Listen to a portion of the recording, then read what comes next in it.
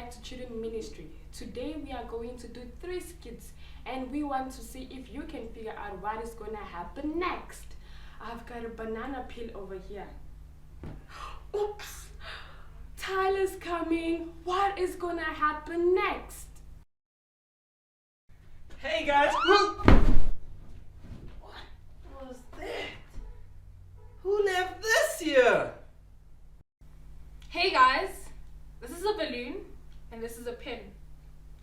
What do you think is gonna happen next?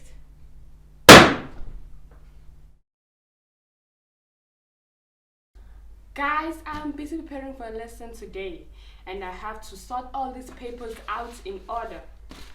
And oh man, it's so hot today. Don't worry, I've got a fan. What do you think is What's gonna gonna happen happen next? Guys, did y'all guess what's gonna happen next? Of course, it's easy because we've seen it happen before. Just like with Jesus, the more he performs miracles, the more our faith is built and the more we know what's gonna happen next. So we should share these testimonies, share these miracles of God so that other people's faith are built too. Just like with the balloon and the pin. What's gonna happen next? Exactly! Let's go hear a story about the person who didn't know what's gonna happen next. Hey! Weren't they supposed to tell us about a picture we can find?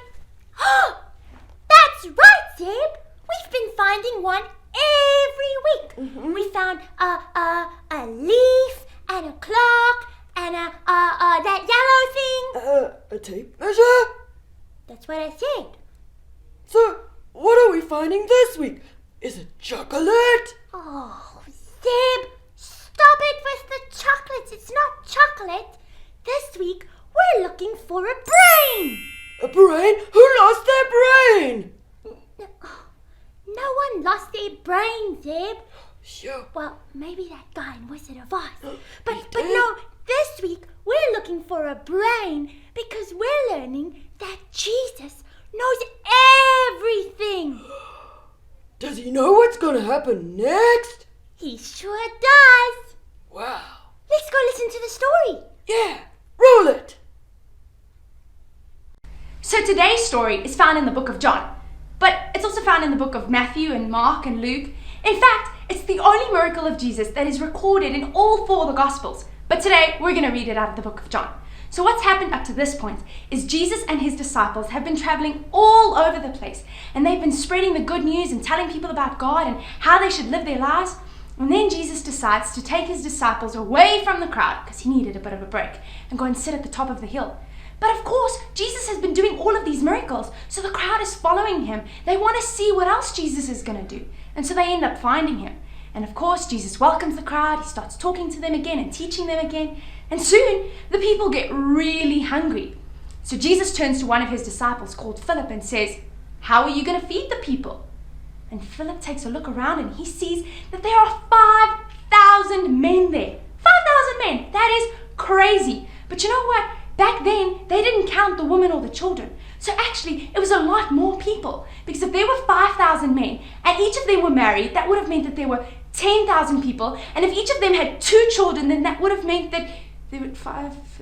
There was a lot of people, okay? That's maths I can't even do. And Philip just looks at these people, and he looks at Jesus, and he says, even if we worked for months and months, we wouldn't have enough money to feed all of these people. And even if we had all of this money, there weren't any supermarkets or fast food restaurants anywhere. How on earth were they going to do this? But you see, Jesus was testing Philip because Jesus already knew what was going to happen. Jesus already knew what he was going to do because he's the God of the impossible. And Philip had been traveling with Jesus. He had seen Jesus heal people. He had seen Jesus provide for people, raise people from the dead, do all these incredible miracles. And yet in this moment, he doesn't trust that Jesus can do something impossible again. But Jesus already knew. So Jesus, then later on, another disciple by the name of Andrew, a little boy came to him and offered Andrew his lunch. So Andrew takes this little boy to Jesus, and the little boy gives his lunch to Jesus. And it's 5 loaves and 2 little fish. I wonder, what kind of fish do you guys think it was? Because, Contrary to popular belief, even though we get them in small tins, tuna is actually a really big fish. And if you had 2 big tuna fish, no, there were 5,000, actually there were 5,000 plus people. No. Anyway, it doesn't matter what kind of fish it was. The point is there were 2 fish, there were 5 loaves. And Jesus takes this lunch and he prays and he thanks God for the lunch, and then he starts breaking it. And they start handing it out to the people. And everybody doesn't just get 1 bite. No. Everybody ate until they were full. And then Jesus says to the disciples, okay, now go around and collect all the leftovers. Do you know how many leftovers there were? There were 12 baskets left over. That is insane. This is such an incredible miracle to show us how generous God is. He didn't just give them enough food. He gave them more than enough food. 12 baskets of leftovers. That is crazy. But you know, this story where Jesus provides, this miracle where Jesus provides, he actually used this to teach people about the greatest miracle he's ever done for us. So I want you guys to imagine something for me quick.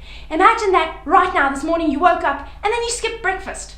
Ooh, by the time lunchtime comes around, I'm sure your tummy's grumbling. And then, guess what? You missed lunch as well.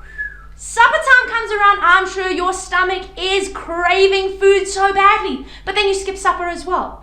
The next morning, it's going to feel like your stomach is eating itself. Now imagine you skip all your meals for 2 months. What's going to happen? You're not going to feel hungry. You're going to fall over and die because you need food. And so what Jesus was saying is he is the bread of life. We need Jesus to be alive. You see, when Jesus came to earth, Jesus died for us. And 3 days later, Jesus was raised back to life. And because of that, when we believe that and when we accept that, that means that we have eternal life in heaven with him. How incredible is that? We need Jesus to be alive eternally. And that is the greatest miracle and the most generous miracle that Jesus has ever done. Did you find today's image? Here it is again. So this image reminds us that God knows everything. Jesus knew what was going to happen, even before it happened. I love the part where Jesus was asking Philip, how can we feed all these people? Jesus wasn't asking because he didn't know. He was testing Philip to see if Philip was going to trust him. Now, when we're in a situation and we don't know what's going to happen next, do you know that we can trust Jesus because he knows what's going to happen next? It's all part of God's plan. Are we going to trust him? We can trust him because he knows everything and he is the God of the impossible.